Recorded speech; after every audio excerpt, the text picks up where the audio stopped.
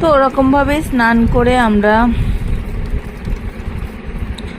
যেহেতু সবার সুরক্ষা ব্যবস্থা ছিল এই জন্য স্নান করে গঙ্গা জল নিয়ে ঠাকুরের পুজোর জন্য দুধ গঙ্গা জল মিশিয়ে নিলাম। আর মন্দিরের ভিতরেও ঘি ছিল, দুধ ঘি এইসব মিশিয়ে নিলাম।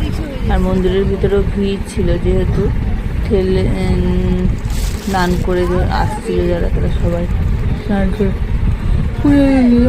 এই ঘুরে আমি ঢুকতে পারলাম না, অনেক ভিড় যেহেতু। ওই দিক দিয়ে আবার দেখে ঢুকলাম। তো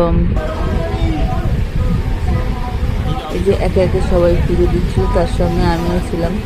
ভিড় ঠেলে আমিও গেলাম পুজো দিতে। বাবার শ্রাবণের লাস্ট সোমবার একটুখানি ভিড় তো হবেই, তাও ফাঁকাই পেয়েছিলাম যেহেতু।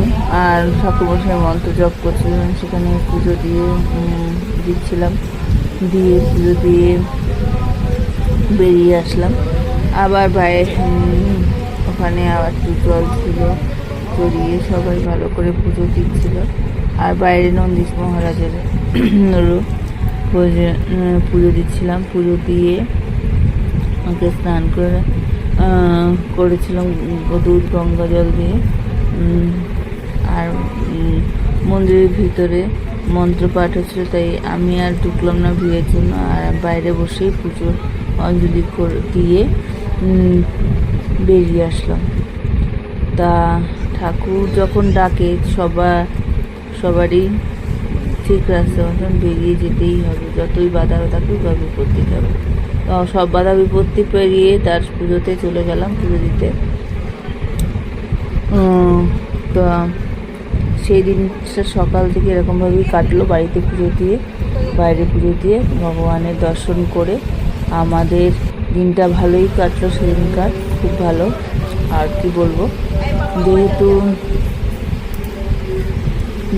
ভগবান চায় তার পুজো নিতে শেষ ঠিক কোনো না কোনো রকমভাবে নিয়েই নেব, যত বাধা বিপত্তি থাকুকই না।